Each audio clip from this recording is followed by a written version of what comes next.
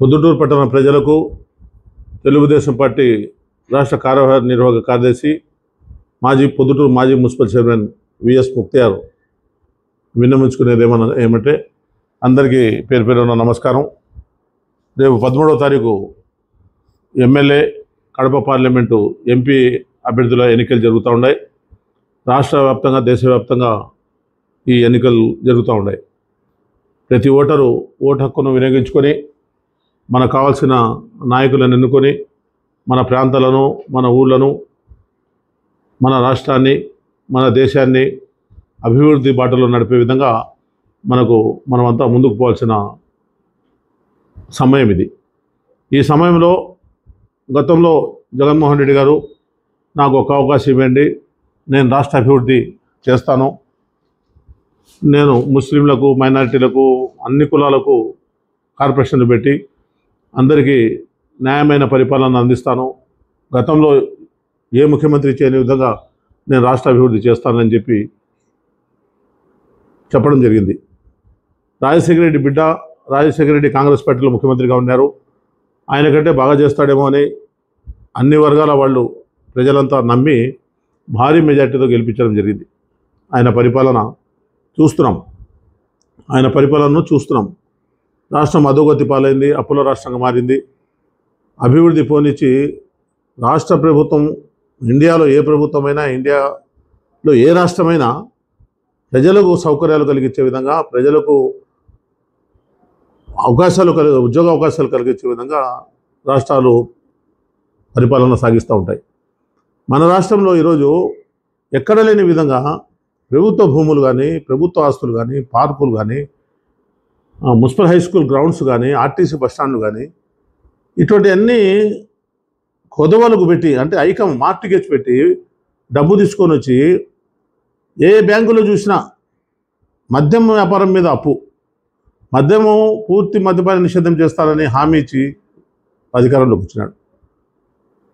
దశల వారీగా నేను రేట్లు పెంచి తాగేదానికి కూడా భయపడే విధంగా నేను పరిపాలన చేస్తాను అని చెప్పినాడు.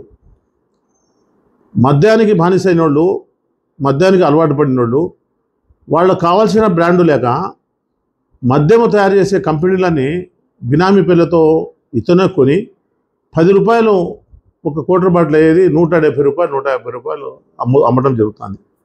ఒక మద్యం అయితేనేమి, ఒక షాండ్ అయితేనేమి, ఒక మైనింగ్ అయితేనేమి, ఒక అనేక విధాలుగా ఎన్నెన్ని వనరులు ఉన్నాయో మనకు, ఆ వనరులని దోచుకునే విధంగా వాళ్ళ నాయకులంతా కొదవలకు పెట్టి రాష్ట్రాన్ని సర్వనాశనం చేయడం జరుగుతూ ఉంది. రాష్ట్రాన్ని ఈరోజు అభివృద్ధి చేస్తామనే ముఖ్యమంత్రి జగన్మోహన్ రెడ్డి రాష్ట్రాన్ని అధోగతి పట్టించినాడు. నిరుద్యోగ సమస్యలన్నీ అట్లే ఉన్నాయి. రాష్ట్రం ఎట్లా తయారైపోయిందంటే, మీ రాష్ట్రానికి రాజధాని ఏది అంటే చెప్పుకోలేని పరిస్థితి. చంద్రబాబు నాయుడు గారు అప్పుల రాష్ట్రాన్ని నవ్యాంధ్రప్రదేశ్గా తీర్చిదిద్ది హైదరాబాద్ నుంచి సపరేట్ అయిన తర్వాత అప్పుల రాష్ట్రం ఇది. అప్పుల రాష్ట్రాన్ని అభివృద్ధి చేస్తూ రాజధానికి 32,000 ఎకరాల భూమిని సేకరించి, ఇటు సంక్షేమం కూడా ఎక్కడా నిలబడకుండా పోలవరం ప్రాజెక్టును 70%, 80% పైన పూర్తి చేసి, పోలవరం ప్రాజెక్టు ఆంధ్ర ప్రజలకు జీవన నాడి. ఎందుకంటే అటు తాగునీరు, ఇటు సాగునీరు రాయలసీమకు ఇవ్వాలంటే పోలవరం పూర్తి చేయాలి. పోలవరం పూర్తి చేసి సర్కారు వాళ్ళకి ఇస్తే, విజయవాడ వాళ్ళకి ఇస్తే మనకు రాయలసీమలో శ్రీశైలం వాటర్ అంతా రాయలసీమకు వస్తాయి. ఆ విధంగా చంద్రబాబు నాయుడు గారు ప్రణాళిక తయారు చేసి పోలవరాన్ని, ఆ పక్క పోలవరాన్ని, ఈ పక్క రాజధానిని 32,000 ఎకరాల భూమిని సేకరిస్తే, ఈరోజు జగన్మోహన్ రెడ్డి ఏం చేసినాడు? జగన్మోహన్ రెడ్డికి ఎందుకు వేయాల ఓటు అనే దానికి నేను చెప్తాను. నువ్వు ఒక్క రాజధాని పూర్తి చేయలేకపోతేవి, నిరుద్యోగ సమస్య పూర్తి చేయలేకపోతే, నువ్వు ఇచ్చిన హామీలని మద్యపాన నిషేధం తీసేయలేకపోతేవి, పోలవరాన్ని నిర్మించలేకపోతేవి, ఏ మాట మీద నువ్వు నిలబడినావు? ఓట్లు వేయాలా నీకు? చంద్రబాబు నాయుడు గారు చెప్పినన్ని చేసినారు. ఆ రోజు చంద్రబాబు నాయుడు గారు ఈరోజు కూడా ఆంధ్ర రాష్ట్రాన్ని ముందుకు తీసుకొని పోయే విధంగా చంద్రబాబు నాయుడు గారు పనిచేస్తారు. పొద్దుటూరులో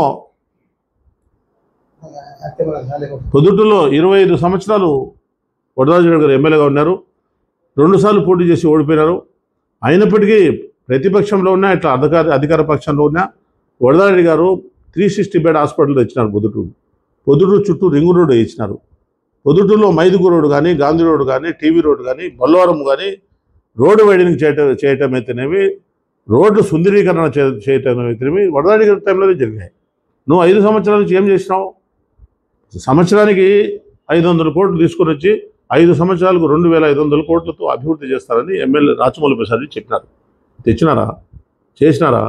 ప్రతి పేదలకు 2 సెంటు స్థలం దాంట్లో ఇల్లు కట్టించి నేను బీగాలు మీ చేతికి ఇస్తాను, అట్లా ఏలేని పక్షంలో నన్ను నా కొడుక అని చెప్పండి అని చెప్పడం జరిగింది. మ్యూజువల్స్ ఇప్పుడు కూడా ఉన్నాయి, ఇప్పుడు కూడా చూస్తూ ఉన్నారు. మరి ఏ మాట ఏం నిలబెట్టుకున్నావని చెప్పి ఒకటే అలా ఆర్ట్స్ కాలేజీ కడతానని చెప్పినావు, ఉర్దూ డిగ్రీ కాలేజీ తెస్తానని చెప్పినావు, పొద్దుటూరు శుద్ధీకరణ చేస్తానని చెప్పినావు, దోమలు లేని పొద్దుటూరుగా చేస్తానని చెప్పినావు. నువ్వు ఇప్పుడు ఏం చెప్తావు? నేను అభివృద్ధి చేస్తానంటే నాకు ఓటే అంటావు. ఏం అభివృద్ధి? రోడ్ల పైన రోడ్లు వేయటము, ఉండే డివైడర్లను పగలగొట్టి డివైడర్లు వేయటము, ఆ పక్క ఈ పక్క ప్లాట్ఫామ్స్ కొత్తగా నిర్మించడము లేవా? ముందు లేవా? అభివృద్ధి అంటే ఏందయ్యా? ఒక కొత్త రోడ్డు ఏదైనా వైడనింగ్ చేయాలా, రోడ్డు వెడల్పు చేయాలా, ట్రాఫిక్ సమస్యలు తీర్చాలా, మంచి పార్కులు ఉండాలా, మంచి వాతావరణం ఉండాలా. ఎక్కడ చూసినా ట్రాఫిక్ సమస్యలు. పొద్దుటూరులో ఎక్కడ ఏ వీధిలో పోయినా కానీ బండి నిలబడకుండా పోయే పరిస్థితి లేదు. దోమలు అయితే ఎక్కడెక్కడ మురికి కాలం వ్యవస్థ ఎట్లుంది? మురికిగా పొద్దుటూరులో ఉండేంత మురికి ఎక్కడా లేని విధంగా అనిపిస్తూ ఉంది. ఏం చేశారని మీకు ఓటేయాలా? కాబట్టి పొద్దుటూరు ప్రజలంతా గమనించండి, ఆలోచించండి. చెప్పిన హామీలన్నీ పూర్తి చేయలేదు. తెలుగుదేశం పార్టీ అధికారంలోకి వస్తుంది. అప్పుల ఊబిలో నెట్టేసినాడు జగన్మోహన్ రెడ్డి. గతంలో కూడా నవ్య ఆంధ్రప్రదేశ్ అప్పుల్లోనే ఉన్నది. అయినప్పటికీ చంద్రబాబు నాయుడు గారు ఆయన మంచి వ్యక్తి, 40 సంవత్సరాల రాజకీయ అనుభవం కలిగిన వ్యక్తి. అతను ఇండస్ట్రీ డెవలప్ చేస్తాడు, ఇన్ఫ్రాస్ట్రక్చర్ డెవలప్ చేస్తాడు, ఇన్కమ్ పెంచుతాడు, ఆదాయం పెంచుతాడు, తర్వాత అభివృద్ధి చేస్తాడు. అది ఏమి లేకుండా ఒక ఇండస్ట్రీ నువ్వు తేకపోతే ఎట్టొస్తుంది మనకు ఇన్కమ్? అప్పులు చేసి ఎన్ని రోజులు ఇస్తావు? విఫలం రాష్ట్ర పరిపాలన విఫల పరిపాలన. అంజద్ బాషా గారు ముస్లింగా ఉప ముఖ్యమంత్రిగా ఉన్నారు. ఏ కాన్స్టిట్యున్సీలో అయినా, ఏ తాలూకాలో అయినా 1 కోటి రూపాయల పని ముస్లింల అభివృద్ధి కోసం చేసినాడా?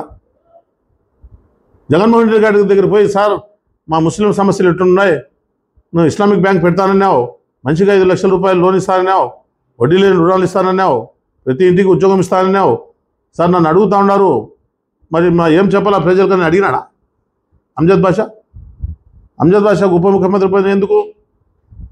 అది ముస్లింలో మైనారిటీలకు కేటాయించిన ఒక పదవి. ఆ పదవి తీసుకున్నాడు, అందరికీ ఉపయోగపడే విధంగా పనిచేయాలి. ఎవరు ఊరికే చేయడంలే, అందరి వాటా ఉంది ప్రభుత్వంలో. అంజద్ బాషా ఇంటి నుంచి కాదు, జగన్మోహన్ రెడ్డి ఇంటి నుంచి కాదు, ఏ ప్రభుత్వం కూడా వాళ్ళ ఇంటి నుంచి కాదు. మా పన్నుల రూపంలో మేము కట్టే డబ్బులన్నీ ప్రభుత్వంలో ఉన్నాయి, ఉపఆస్తులు ఉన్నాయి.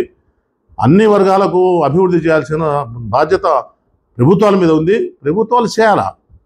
అడిగితే చేయరు, చేయకుండా ఉంటే విమర్శిస్తే జైల్లో వేస్తారు, దౌర్జన్యం చేస్తారు, ఇష్టారాజ్యంగా రాక్షస పరిపాలన చేస్తారు, సైకో పరిపాలన చేస్తారు. ఎవరైనా మాట్లాడితే పోలీస్ కేసులు పెట్టి సతాయిస్తారు.